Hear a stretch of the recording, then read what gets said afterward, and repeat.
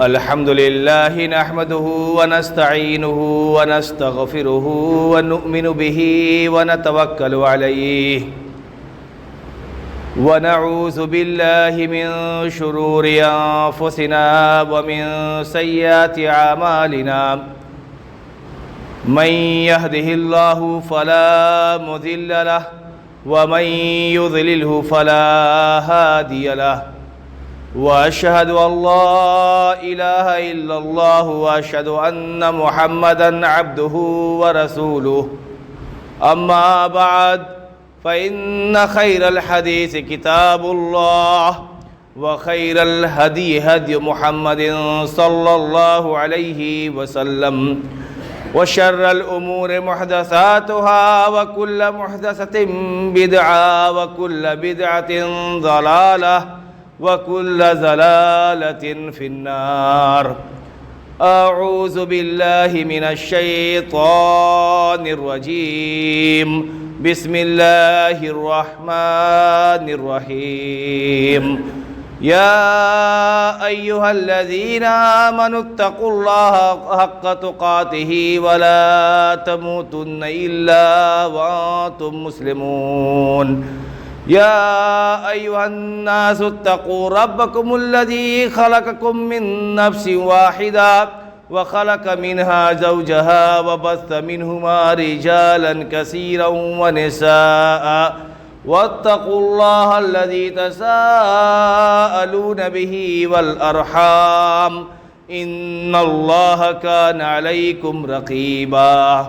يا أيها الذين آمنوا اتقوا الله وقولوا قولا سديدا يصلح لكم أعمالكم ويغفر لكم ذنوبكم ومن يطع الله ورسوله فقد فاز فوزا عظيما.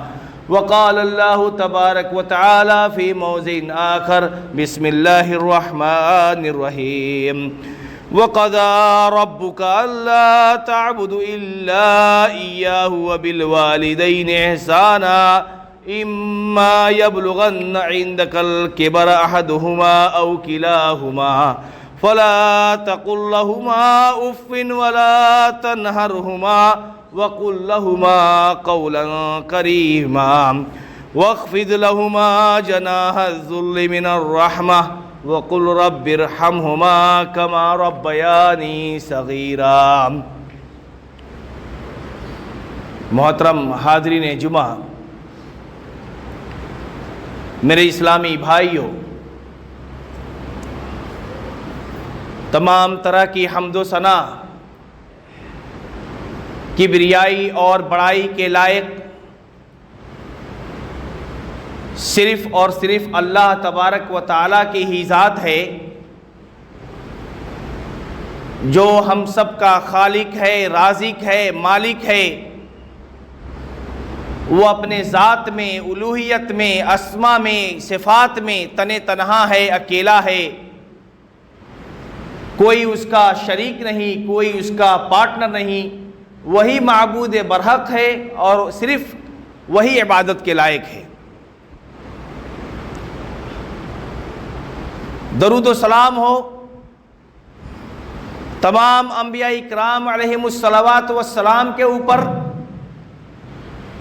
خصوصاً ہمارے اور آپ کے نبی، آخری نبی محمد عربی صلی اللہ علیہ وسلم کے اوپر، ان کے آل و اولاد، ازواج مطہرات، صحابہ اکرام رضوان اللہ علیہم اجمعین کے اوپر، بعد کے آنے والے تابعین، تبع تابعین، سلف صالحین رحمہم اللہ کے اوپر، کہ جن کی وجہ سے اسلام ہم تک پہنچا ہے اور ہم اسلام کے ماننے والے مسلمان ہیں. میرے اسلامی بھائیوں، اسلام جو اس دنیا کے اندر اللہ سے اس کے بندوں کا رابطہ کرانے کے لیے، تعلق بتانے کے لیے آیا تھا. اسلام جس نے ہمیں جہاں اللہ تبارک و تعالیٰ کے حقوق کو حقوق کو بتلایا ہے، وہیں پر دوسرے جانب اسلام نے ہمیں بندوں کے بھی حقوق کو بتلائے ہیں۔ اس روئے زمین پر کیسے رہنا ہے، کس طرح سے زندگی گزارنی ہے، اس کا ایک نظام حیات اور اس کا ایک قانون ہمیں اسلام نے سکھلایا ہے۔ ایک انسان اس وقت تک کامیاب نہیں ہو سکتا، ایک مسلمان اس وقت تک سچا مسلمان اور اچھا مسلمان نہیں ہو سکتا جب تک کہ اس کے اللہ کے معاملات بھی درست ہوں اور بندوں کے بھی معاملات درست ہوں۔ قیامت کے دن اگر اللہ تبارک و تعالیٰ کے معاملات میں کچھ کمی اور بیشی ہو جاتی ہے، کوتاہی ہو جاتی ہے، اللہ تبارک و تعالیٰ چاہے تو اس کو معاف کر سکتا ہے۔ لیکن اگر اللہ تبارک و تعالیٰ کے بندوں کے معاملات میں اگر کمی اور کوتاہی ہو گئی تو پھر اللہ تبارک و تعالیٰ کے سامنے ذلیل بھی ہونا ہے اور اپنے کیے کا حساب دینا ہے۔ یہاں تک کہ حدیث میں آتا ہے کہ قیامت کے دن اگر زمین پر سینگ والی بکری نے کسی بنا سینگ والی بکری کو مارا ہوگا تو اللہ تبارک و تعالیٰ کہ یہاں اس کو حساب دینا ہے۔ میرے اسلامی بھائیوں، اور ایک مسلمان کے اوپر بندوں کے حقوق میں سے جو سب سے پہلا جو حق ہے وہ ہے اپنے والدین کے ساتھ اچھا سلوک کرنا۔ والدین کے ساتھ بہترین طریقے سے پیش آنا، ان کے حقوق کو ادا کرنا، ان کی ذمہ داریوں کو پورا کرنا۔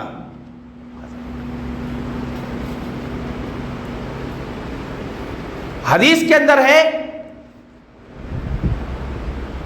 کہ اللہ کی رضا اور اللہ کی خوشنودی ماں باپ کی رضا میں ہے۔ ماں باپ اگر ناراض ہیں تو اللہ بھی ناراض ہوتا ہے، والدین ناراض ہیں تو اللہ بھی ناراض ہوتا ہے، اور اگر ماں باپ راضی ہے تو اللہ تبارک و تعالیٰ بھی راضی ہے۔ اسی لیے اللہ تبارک و تعالیٰ نے قرآن کے متعدد مقامات پر اپنی عبادت کے حکم کے بعد اللہ تبارک و تعالیٰ نے والدین کے حقوق کو بیان کیا ہے۔ اللہ تبارک و تعالیٰ فرماتا ہے،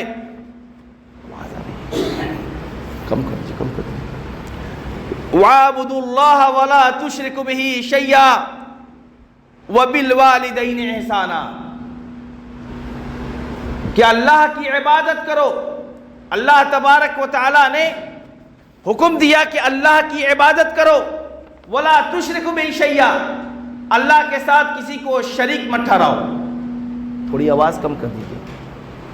وَلَا تُشْرِكُوا بِهِ شَيْئًا، اس کے ساتھ کسی کو شریک مت ٹھہراؤ۔ اور اس کے بعد اللہ تبارک و تعالیٰ نے حکم دیا وَبِالْوَالِدَيْنِ إِحْسَانًا، والدین کے ساتھ اچھا سلوک کرو۔ اچھا سلوک کرنا ہے۔ اور آگے دوسری آیت کے اندر اللہ تبارک و تعالیٰ نے اس کی تفصیل بیان کی کہ اچھا سلوک سے مطلب کیا ہے۔ یہ نہیں کہ بس ان کو پیسے دے دیے اور پیسے بھیجنے کے بعد اس کو دو چار باتیں سنا دی، یہ اچھا سلوک نہیں ہے۔ اپنے بیوی اور بچوں کی محبت میں ہم نے ان کے حقوق کو پامال کیا، انہیں برا بھلا کہا۔ میرے بھائیوں، والدین ہی وہ ذریعہ ہیں جو ہمیں یہاں پر لانے کا ذریعہ ہے۔ اللہ تبارک و تعالیٰ نے دوسری آیت کے اندر والدین کی جو صفات ہے، کیسے اس کے ساتھ سلوک کرنا ہے، حسن سلوک کرنا ہے، اس کو بیان کیا۔ اس میں ہم میں سے 100% لوگ 100 میں 100 لوگ فیل ہیں. کوئی بھی آدمی اتنا حقوق کو نہیں کر سکتا چاہے وہ کتنا بھی سچا کیوں نہیں ہو. لیکن ہمارے سلف صالحین نے اس کو پورا کیا ہے, تبھی صحابہ اکرام نے پورا کیا ہے, تبھی اللہ تبارک و تعالیٰ نے انہیں ان سے اپنی رضا کی سرٹیفکیٹ دی. اللہ تبارک و تعالیٰ فرماتا ہے وَقَضَىٰ رَبُّكَ أَلَّا تَعْبُدُ إِلَّا إِيَّاهُ. اے نبی کریم صلی اللہ علیہ وسلم فرما دیجئے, بتلا دیجئے ان مومنوں کو کہ آپ کے رب نے یہ فیصلہ کر دیا ہے. قضا کا مطلب ہوتا ہے فیصلہ کرنا.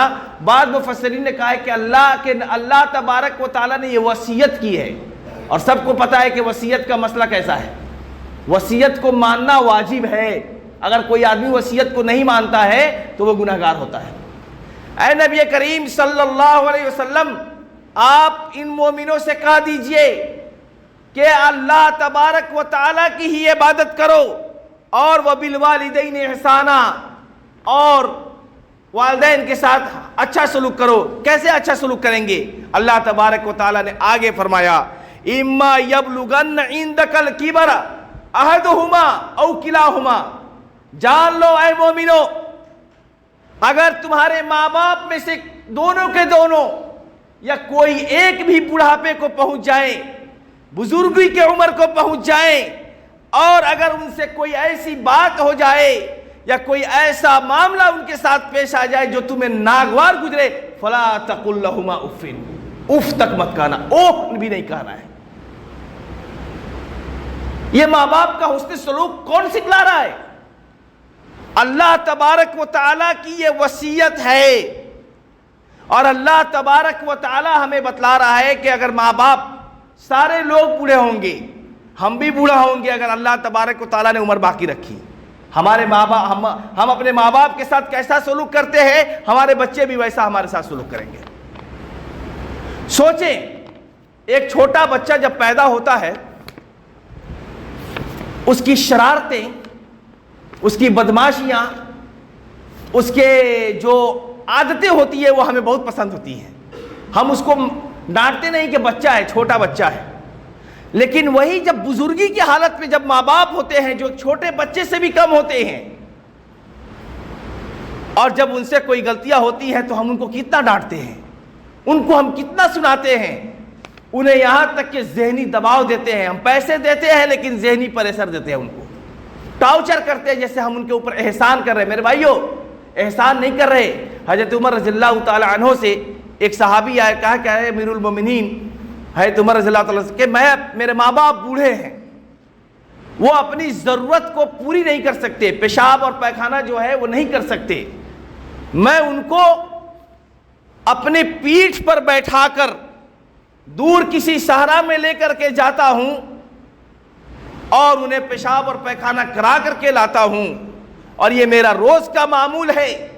اے امیر المومنین, کیا میں نے ان کا حق ادا کر دیا؟ ہے تو عمر بن خطاب رضی اللہ تعالیٰ نے کہا کہ نہیں, بالکل تم نے, تمہارے جو فرائض ہیں تم جو پورا کر رہے ہو, لیکن ماں باپ کے جو تمہارے اوپر تمہارے حقوق ہیں وہ تم نے اس کا 1% بھی ادا نہیں کیا. میرے بھائیو, یہ صحابہ اکرام تھے. اس طریقے سے آپ نے وہ حدیث, مشہور حدیث ہے, بنو اسرائیل کے 3 لوگ کسی غار میں چھپ گئے اور اتفاق سے اس غار کا راستہ بند ہو گیا, نکلنے کا راستہ نہیں تھا. سب نے یہ طے کیا کہ ہم میں سے ہر ایک لوگ اللہ تبارک و تعالیٰ سے اپنی نیکی کا وسیلہ بنا کر کے, کسی نبی کا وسیلہ نہیں, ان کے بھی نبی تھے, کہ ہمارے نبی کے صدقے, انہوں نے یہ نہیں کہا ہمارے نبی کے صدقے, ہمارے ماں باپ جو ہمارے ولی اور پیغمبر کے صدقے, انہوں نے یہ نہیں کہا, بنو اسرائیل کے لوگ ہیں. انہوں نے کہا کہ ہم اپنے نیکیوں کے صدقے, نیکیوں کے وسیلے سے اللہ تبارک و تعالیٰ سے اس مصیبت سے چھٹکارا پانا چاہتے ہیں. تینوں نے اپنی پریشانی, اپنی نیکیوں کا وسیلہ بنایا. اس میں سے ایک آدمی ایسا تھا جس کے ماں باپ بزرگ تھے, بوڑھے تھے, وہ کام کر کے آتا تھا, کام کرنے کے بعد آ کر کے پہلے وہ بکری کو یا جو اس کے پاس جانور تھا اس کا دودھ نکالتا تھا, نکالنے کے بعد اس کو اپنے والدین کو پہلے پلاتا, پھر بچوں کو پلاتا تھا. ایک دن اس نے کہا کہ اے اللہ, ایک دن ایسا ہوا کہ میں کام سے آنے میں تاخیر ہو گئی, میں گھر پہنچا, دودھ نکالا, دودھ نکالنے کے بعد جب میں نے اس کو پیالے میں رکھا، لے کر کے ماں باپ کے سامنے پہنچتا ہوں تو میں نے دیکھا کہ میرے بوڑھے ماں باپ دونوں سو گئے ہیں۔ اے اللہ، میں نے ان کے نیند کو سے جگانا مناسب نہیں سمجھا، میں نے سمجھا نہیں کہ میں اپنے ماں باپ کو نیند میں تکلیف دوں۔ میں ان کے سرانے اس پیالے کو لے کر کے کھڑا رہا، اور کھڑا ہونے کے بعد وہ جب جگے ان کو دودھ پلایا۔ اے اللہ، میں نے یہ تیری خوشنودی کے لیے کیا ہے، تیری رضا کے لیے کیا ہے۔ اے اللہ، اگر یہ نیکی تجھے قبول ہے تو اس راستے کو کھول دے۔ اللہ تبارک و تعالیٰ نے غار کا راستہ کھول دیا۔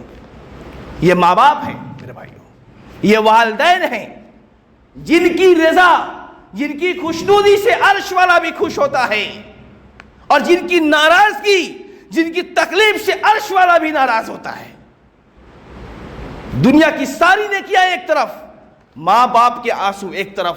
ماں باپ نے اگر آنسو گرا دیا تو ہمارے لیے وبال جان ہے، چاہے کتنے بھی بڑے آپ پیغمبر ولی کیوں نہیں بن جائے۔ آپ اپنے آپ کو سمجھے کہ میں پیغمبر ہوں، ولی ہوں، بہت بڑا نیک ہوں، 5 وقت کا نماز پڑھتا ہوں، تہجد گزار ہوں، قرآن کے پورے یاد ہیں، دن رات مسجد میں ہی رہوں، لیکن ماں باپ خوش نہیں ہے، کوئی کام نہیں آنے والا ہے، کوئی کام نہیں آنے والا۔ یہ بچے، یہ ماں باپ، یہ بیویاں جن کی محبت میں اپنے ماں باپ کو ہم تکلیف دیتے ہیں، یہ سب کے سب قیامت کے دن کہیں گے بھائی تم اپنا معاملہ ہے تم سوچو، میرا معاملہ تو خود خراب ہے یہاں۔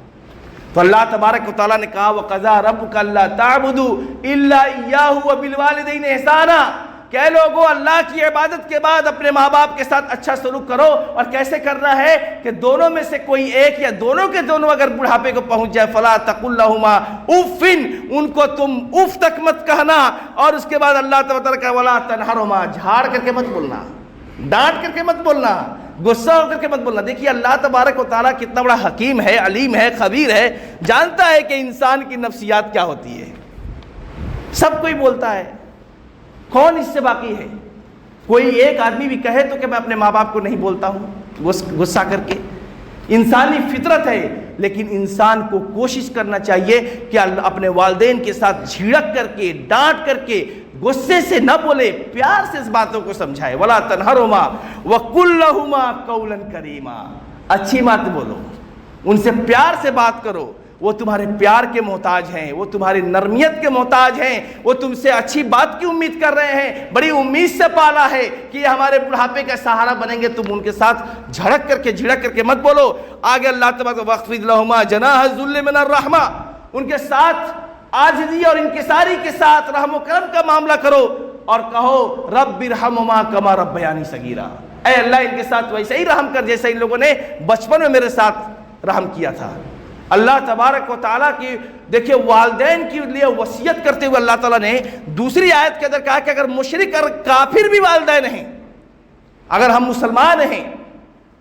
مسلمان ہو گئے، میرے والدین کافر ہیں، پھر بھی اللہ تبارک و تعالیٰ نے کہا، اسلام کی خوبصورتی دیکھیے، اسلام دنیا کا واحد مذہب ہے جو اس طریقے کا پیغام دیتا ہے، دوسرا کوئی مذہب نہیں ہے جو اس طرح کا پیغام کہ اگر کافر بھی ہو جائے، تمہارے ماں باپ کافر ہے، تم مسلمان ہو جاؤ، پھر بھی اپنے ماں باپ کے ساتھ اچھا سلوک کرنا ہے۔ اللہ تبارک و تعالیٰ نے سورہ لقمان کے اندر فرمایا وَوَصَّيْنَا الْإِنسَانَ بِوَالِدَيْهِ، ہم نے انسانوں کو اس کے ماں باپ کے تعلق سے یہ وصیت کی ہے، یہ حکم دیا ہے، وصیت کی ہے، جس کی ماں حملتہ امہ، کہ اس کی ماں نے کمزوری کی حالت میں کمزور رہ کر کے بیچاری اس کو 9 ماہ تک اپنے پیٹ میں ڈھوتی رہی، چاہتی تو بچے کو گرا سکتی تھی، لیکن اسے اپنے بچوں سے اتنی محبت تھی کہ اس نے اپنے سارے مصیبتوں کو، پریشانیوں کو، تکلیفوں کو برداشت کیا اور اپنے پیٹ میں 9 ماہ تک لیتی رہی، 2 سال تک دودھ پلایا۔ اس آیت کا یہی ترجمہ ہے۔ اور انشکر لی ولوالدیک الی المصیر، کہ ہم نے انسانوں کے یہ وصیت کی ہے کہ اپنے والدین کے ساتھ اچھا سلوک کرو اور میرا شکریہ ادا کرو، سب کے سب میرے طرف ہی آنے والے ہیں۔ آگے اللہ نے فرمایا کہ اے لوگوں جان لو وَإِن جَاهَدَاكَ عَلَىٰ أَن تُشْرِكْ بِهِ، کہ اگر تمہیں وہ لوگ یہ مجبور کرے کہ تم میرے ساتھ کسی کو شریک ٹھہراؤ، ماں باپ مشرک ہے، قبروں کے پرستش کرنے والے ہیں، مزاروں پر جانے والے ہیں، بدعت کو انجام دینے والے ہیں، تمہیں یہ سمجھ میں آ گیا کہ یہ غلط ہے، تو ماں باپ کے ساتھ اچھا سلوک کرتے ہوئے ان کی بات نہیں ماننی ہے۔ اللہ کی نافرمانی میں کسی کی بھی اطاعت و فرما برداری نہیں کرنی ہوتی۔ لا طاعت فی معصیت اللہ، حدیث بھی ہے کہ اللہ کی نافرمانی میں کسی کی بھی اتباع نہیں کرنی ہے۔ لیکن اللہ تبارک و تعالیٰ نے کہا کہ ان کی تم اطاعت اور فرمانبرداری معصیت والے کام میں، نافرمانی گناہ والے کام میں اگر ماں باپ یہ سکھلائے کہ تم سارے اپنے بال بچے کو چھوڑ کر کے میرے ساتھ آ جاؤ، تو یہ ظاہر سی بات ہے یہ غلط ہے، اسلام نے یہی کہا یہ بھی غلط ہے، تو اس کی بات نہیں ماننی ہے۔ لیکن اس حالت میں بھی بچے اگر ماں باپ کہے کہ جا کے شرک کر لو، اللہ کے ساتھ کسی کو شریک ٹھہرا لو، اس فلانے بابا کے سامنے جا کر کے فلانے بابا کے دربار میں چادر لے کر کے حاضری لگ جاؤ، کچھ اور چڑھاؤ، فلا تطعہما، اللہ نے کہا کہ اس کی فرمانبرداری اس وقت نہیں کرنی ہے، لیکن دنیا کے اندر جب تک وہ زندہ رہیں پھر دنیا معروفہ، ان کے ساتھ اچھا سلوک کرنا ہے۔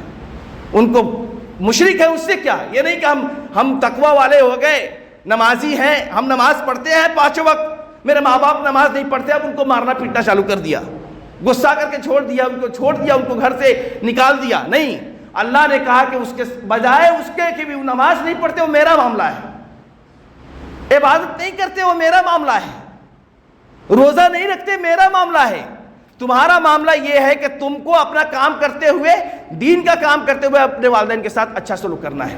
حدیث کے اندر اللہ کے نبی صلی اللہ علیہ وسلم نے کئی جگہ پر اپنے صحابہ اکرام کو والدین کے ساتھ اچھا سلوک کرنے کا حکم دیا، یہاں تک کہ جہاد سے بھی زیادہ اس کو افضل بتلایا ہے۔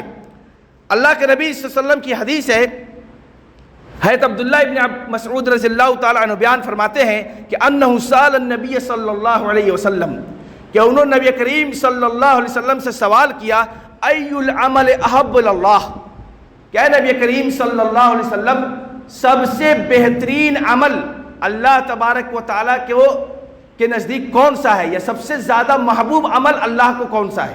ای العمل احب اللہ، اللہ کے نبی صلی اللہ علیہ وسلم نے فرمایا الصلاۃ علی وقتہا، وقت پر نماز پڑھنا، نماز وقت پر پڑھنا، یہ نہیں کہ کئی ظہر کی نماز عصر کے وقت پہ یا عصر کی نماز مغرب کے وقت میں نہیں، سب کے ایک ٹائمنگ بنائے گئے، ٹائم ٹیبل ہے، اس پر پڑھنا۔ قلت ثم ایون، پھر حضرت عبداللہ بن مسعود نے پوچھا کہ اس کے بعد کون سا عمل ہے؟ کہا بر الوالدین، والدین کے ساتھ نیکی، والدین کے ساتھ حسن سلوک، والدین کے ساتھ اچھا سلوک کرنا۔ پھر پوچھا کہ پھر کون سا ہے؟ کہا الجہاد فی سبیل اللہ، تیسرا مرتبہ کہا کہ اللہ کے راستے میں جہاد کرنا۔ پہلے نماز، پھر والدین کے ساتھ حسن سلوک، پھر جہاد۔ اسی طریقے سے ایک آدمی نبی کریم صلی اللہ علیہ وسلم کے پاس آیا، وہ یمن کا تھا، آیا اور کہا کہ اللہ کے رسول صلی اللہ علیہ وسلم میں آپ کے ساتھ جنگ پر نکلنا چاہتا ہوں، اسلام کے لیے میں لڑائی لڑنا چاہتا ہوں، سرحد پر لڑنا چاہتا ہوں۔ تو نبی کریم صلی اللہ علیہ وسلم نے فرمایا کہ کیا تمہارے پاس کوئی آدمی یمن میں ہے، کوئی رشتہ دار ہے، کوئی ایسا آدمی ہے؟ هل لک احد بالیمن، کیا تمہارے خاندان سے یا تمہارے گھر میں کوئی آدمی ہے؟ تو آدمی کا ابوائی، میرے ماں باپ ہیں، میرے پاس ماں باپ ہیں یمن میں۔ اللہ کے نبی صلی اللہ علیہ وسلم نے پوچھا کہ کیا تم نے ان دونوں کی اجازت لی ہے؟ جنگ پر نکلنے سے پہلے اپنے ماں باپ کی اجازت لیے ہو؟ اس نے کہا نہیں۔ اللہ کے نبی صلی اللہ علیہ وسلم نے فرمایا ارجع الیہما فاستأذنہما، جاؤ واپس، مدینہ سے بھیج رہے ہیں یمن، اور اس وقت کی سواری آپ کو پتہ ہے، اونٹ کی سواری تھی یا لوگ پیدل چلتے تھے۔ کہا جاؤ واپس جاؤ اور اپنے ماں باپ سے تم ان سے اجازت لے کر کے آؤ۔ فَإِنْ أَذِنَا لَكَ فَجَاهِدْ، اگر اجازت دے تو آنا، تب جنگ میں شریک ہونا، اور اگر اجازت نہ دے تو اللہ کے نبی صلی اللہ علیہ وسلم ہے، چاہتے تو کہتے کہ نہیں بھی اجازت دے چلے آنا، کہا کہ نہیں، اجازت دے تبھی آنا، اگر اجازت نہیں دے تو فبرہما، تو ان کے ساتھ تم حسن سلوک کرو، اچھا سلوک کرو۔ اللہ کے نبی صلی اللہ علیہ وسلم نے اس کے ذریعے سے ہمیں یہ بتلایا ہے کہ والدین کے حقوق جو ہیں، بہت سارے ایسے معاملات میں جو اللہ کے حقوق ہے اس سے بھی اوپر ہے۔ نماز وغیرہ کا معاملہ جو ہے، نماز تو پڑھتے رہنا ہے، میں نے ابھی بتلایا آپ کو کہ نماز کے ساتھ ساتھ والدین کے ساتھ اچھا سلوک بھی کرتے رہنا ہے۔ اسی طریقے سے ایک اور روایت ہے حضرت ابو ہریرہ رضی اللہ تعالیٰ عنہ کی، صحیح مسلم کی، نبی کریم صلی اللہ علیہ وسلم کھڑے ہوئے ممبر پر جا رہے تھے، پہلے زینے پر پہنچا تو آمین کہا، دوسرے پر پہنچے تو آمین کہا، تیسرے پر پہنچے تو آمین کہا، تینوں زینے پر، یہ 3 زینے ہوتے ہیں، صحابہ اکرام نے خطبے کے بعد پوچھا الا ما امنت یا رسول اللہ، اے نبی کریم صلی اللہ علیہ وسلم، آپ تینوں زینے پر پہنچے ہیں، تینوں زینوں پر پہنچنے کے بعد آپ نے کس بات پر آمین کہی ہے؟ اللہ کے نبی صلی اللہ علیہ وسلم نے فرمایا پہلے زینے پر پہنچا تو حضرت جبریل آئے اور کہا کہ اے نبی کریم رغب انف امرئ، ہلاک و برباد ہو وہ شخص، ناک خاک آلود یعنی کہ بد دعا دی، کہا کہ وہ آدمی ہلاک و برباد ہو جو آدمی رمضان کو پاتا ہے اور روزہ نہیں رکھتا اور اپنے گناہوں کی مغفرت نہیں کروا پاتا۔ اور پھر کہا کہ اے نبی کریم صلی اللہ علیہ وسلم آمین کہیے، تو میں نے آمین کہا۔ سوچئے بد دعا کس کی ہے؟ حضرت جبریل کی، اور آمین کون کہہ رہے ہیں؟ نبی کریم صلی اللہ علیہ وسلم۔ کتنی سخت بات ہے۔ پھر میں دوسرے زینے پر پہنچا، دوسری سیڑھی پر پہنچا، زینے پر پہنچا تو پھر کہا رغب انف امرئ، ناک خاک آلود ہو اللہ کے نبی صلی اللہ علیہ وسلم اس شخص کا جو من ادرک ابویہ عند الکبر، جو اپنے ماں باپ کو بزرگی میں پاتا ہے، بڑھاپے میں پاتا ہے، اور یا دونوں میں سے ایک کو یا دونوں کے دونوں کو، فلم يدخل الجنہ، اور وہ جنت میں داخل نہیں ہو پاتا۔ کیوں؟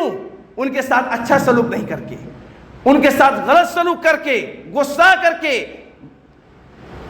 اچھا سلوک نہیں کرنے کی وجہ سے جنت میں نہیں پتا۔ اللہ کے نبی صلی اللہ علیہ وسلم قل آمین، تو میں نے آمین کہا۔ نبی کریم صلی اللہ علیہ وسلم نے حضرت جبریل کی بد دعا پر آپ نے آمین کہی۔ تیسرے زینے پر میں پہنچا تو پھر انہوں نے یہی بات کہی کہ ناک خاک آلود ہو، ہلاک و برباد ہو وہ شخص جس کے پاس آپ کا ذکر آتا ہے، آپ کا نام آتا ہے، اور آپ درود و سلام نہیں پڑھتے، درود نہیں بھیجتے۔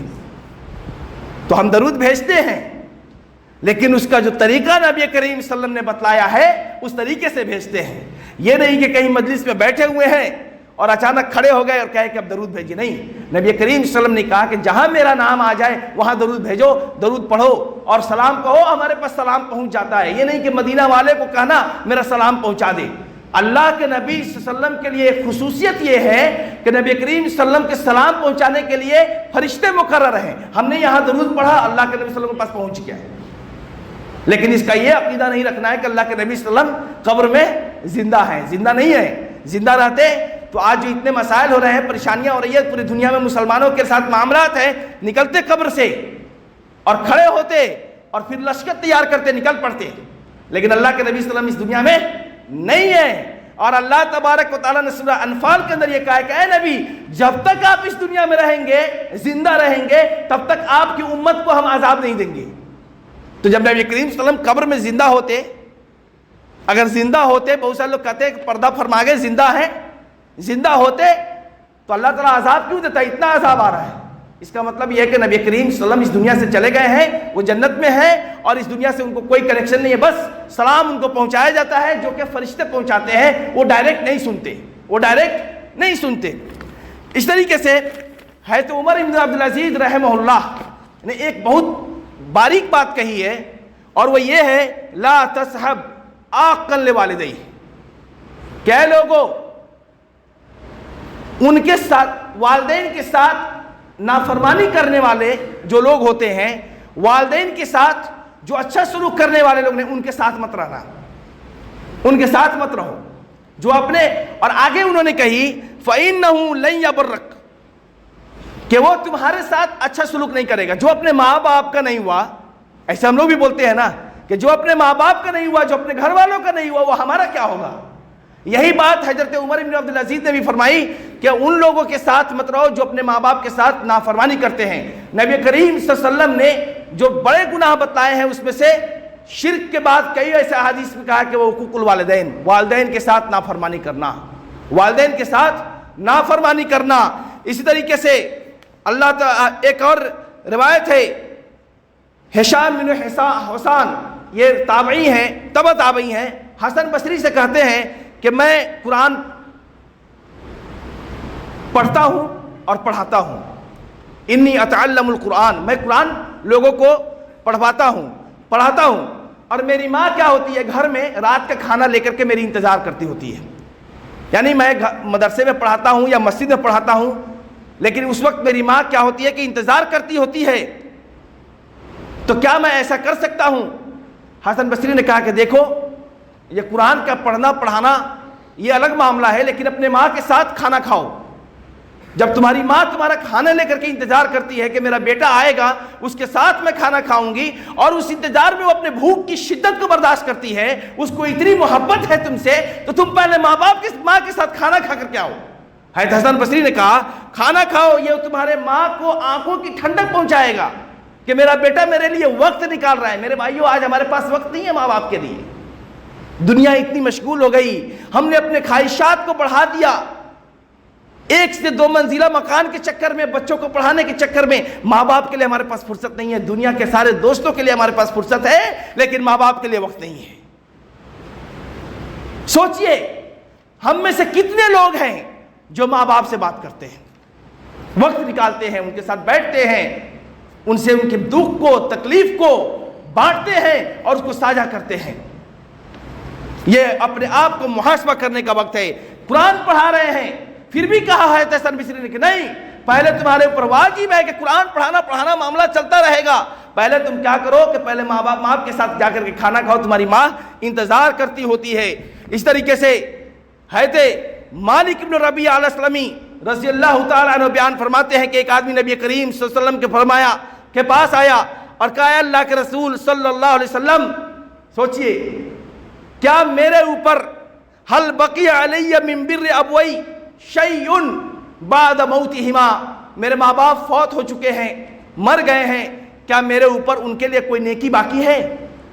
کوئی نیکی باقی ہے کہ میں ان کو نیکی پہنچا سکوں؟ اللہ کے نبی صلی اللہ علیہ وسلم نے فرمایا کہ ہاں بالکل ہے، موت کے بعد بھی اگر بندہ چاہے۔ انہوں نے نہیں کہا کہ قرآن خوانی کرنا، اللہ کے نبی صلی اللہ علیہ وسلم نے نہیں کہا کہ حلقہ بنا کر کے ان کے نام سے تم ذکر و اذکار کرنا۔ 4 چیزیں بتلائی اللہ تبارک و تعالیٰ نے، اللہ کے رسول صلی اللہ علیہ وسلم نے۔ وہ 4 چیزیں کیا ہیں؟ کہ الصلاۃ علیہما، ان کے لیے دعائیں کرو، دعائیں کرو کہ اللہ تبارک و تعالیٰ ان کو جنت میں جگہ دے، دعائیں کرو کہ اللہ تبارک، اور والاستغفار لہما، ان کے لیے مغفرت طلب کرو اللہ تعالیٰ سے کہ اگر ان سے کوئی غلطی ہو گئی ہو تو اللہ تعالیٰ ان کو معاف کر دے۔ اور تیسری چیز وَإِنفَاذُ عَهْدِهِمَا، انہوں نے جو وصیت کی ہے، جو وعدہ ہم سے لیا ہے، تم سے لیا ہے کہ میرے مرنے کے بعد تم یہ وعدہ پورا کرنا، تو ان کے وعدہ کو پورا کرو۔ اور چوتھی چیز جس میں ہم سب فیل ہیں، وَإِكْرَامُ صَدِيقِهِمَا، ان کے دوستوں کے ساتھ اچھا سلوک کرو۔ وراثت یہ نہیں ہے کہ ماں باپ کے صرف زمین و جائیداد کو آپ تقسیم کر لیں کہ ادھر ہم کو مل گیا، بینک بیلنس مل گیا، نہیں۔ وراثت یہ بھی ہے، ایک اچھا وارث وہ بھی ہے کہ جو اپنے ماں باپ کے مرنے کے بعد اپنے ماں باپ کے رشتہ دار، تعلق والے، ان کے دوست، احباب، پڑوسی، سب کے اچھا سلوک کرتے ہوں، ان کی تعظیم کرتے ہوں کہ یہ میرے ماں باپ کے دوست ہیں۔ اور اس کی ایک مثال ہے، حضرت عبداللہ ابن عمر رضی اللہ تعالی عنہما ایک مرتبہ کہیں جا رہے تھے، مکہ کے راستے میں تھے، ایک آدمی ملا، اس کو آپ نے سلام کیا، سلام کرنے کے ساتھ اپنے گدھے پر سوار کر لیا، گدھے کی سواری تھی، گدھے پر سوار کیا، اپنے جو آپ نے امامہ باندھ رکھا تھا اس کو آپ نے اس کو دے دیا۔ دینے کے بعد جب وہ آدمی چلنے لگا تو سواری بھی دے دی، کہا کہ لے جاؤ اس سے، تم سواری کرتے ہوئے چلے جانا۔ اب ان کے پاس خود کچھ نہیں ہے، جو کپڑا آپ نے باندھا تھا وہ بھی دے دیا، سواری تھی وہ بھی دے دیا۔ مالک ابن دینار نے پوچھا کہ یہ آدمی جس کو ہم نہ جانتے ہیں نہ پہچانتے ہیں، آپ نے اس کو کیوں دے دیا؟ کہا کہ تم کو پتہ نہیں ہے، ہمارے والد ہے تو عمر رضی اللہ تعالیٰ عنہ کا دوست ہے۔ اس کے والد حضرت عمر رضی اللہ تعالیٰ عنہ کے اس آدمی کے والد ہے تو ہمارے والد عمر رضی اللہ تعالیٰ عنہ کے دوست تھے، اور میں نے نبی کریم صلی اللہ علیہ وسلم سے سنا ہے ان ابر البر بر صلۃ الرجل اہل ود ابی ہے، کہ آدمی اپنے ماں باپ کے دوستوں کے ساتھ، جان پہچان والوں کے ساتھ، رشتہ داروں کے ساتھ اچھا سلوک کرے، یہی نیکی ہے، سب سے بہترین نیکی ہے۔ تو میرے بھائیوں، کہنے کا مطلب یہ ہے کہ آدمی یہ جو نعمتیں ہیں ماں باپ کی شکل میں، یہ بہت بڑی نعمت ہے۔ جن کے والدین فوت ہو گئے ان کے لیے دعائیں کریں، مغفرت طلب کریں، ان کے لیے صدقہ جاریہ بنیں، ان کے حق میں مال سے صدقہ کریں، دوسرے راستے سے نہیں کہ کہیں کہیں پر ہم بدعت و خرافات کو انجام دیتے ہیں، سوائے نیکی کے ہم گناہ اپنے اوپر لے لیتے ہیں۔ بہتر یہ ہے کہ ان کے ناموں سے صدقہ وغیرہ کریں، دعائیں کریں، مغفرت کریں، ان کے جو دوست و احباب تھے ان کی عزت تکریم کریں۔ اور اگر ماں باپ بحیات ہیں تو اللہ تبارک و تعالیٰ نے یہ ہمیں موقع دیا ہے ان لوگوں کے بنسبت جن کے ماں باپ فوت ہو گئے کہ ہم ان کے ساتھ حسن سلوک کریں، ان کے بوجھ کو ہلکا کریں، باتوں میں نرمی لائیں، ان کے جو فرائض اور واجبات ہیں اس کو پورا کریں۔ یہ مت سوچیں کہ مرنے کے بعد، ہمارے ماں باپ کے مرنے کے بعد ہماری زندگی کیسے ہوگی، بھائیوں کا معاملہ ہمارے ساتھ کیسا ہوگا، بہنوں کا معاملہ میرے ساتھ کیسا ہوگا۔ عرش والا آپ کو گواہی دے گا کہ یہ آدمی ماں باپ کے ساتھ حسن سلوک کرتا تھا۔ دینے والا تو اللہ ہے، رزق وہی دیتا ہے۔ اللہ ماں باپ کے ساتھ سلوک کرنے سے رزق میں کمی نہیں کرتا۔ اس لیے میرے بھائیوں، ماں باپ کے ساتھ وقت بتائیں، باہر ہیں ان سے بات کریں، ان کے تکلیفوں کو سمجھیں، ان سے میٹھی باتیں کریں، اس سے نیکیاں ملیں گی اور اللہ تبارک و تعالیٰ اس کے لیے ہمیں اجر سے نوازے گا۔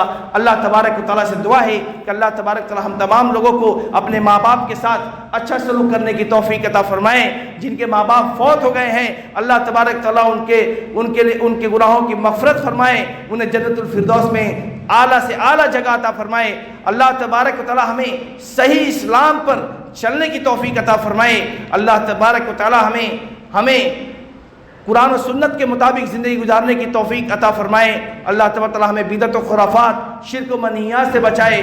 اللہ ہمارے مسلمان بھائی جہاں بھی کسی تکلیف میں ہیں، پریشانیوں میں ہیں، دشمنوں کے یلغار میں ہیں، اللہ تبارک و تعالیٰ ان کو نجات دے۔ اللہ تبارک و تعالیٰ ہمارے فلسطینی بھائیوں کی حفاظت فرمائیں۔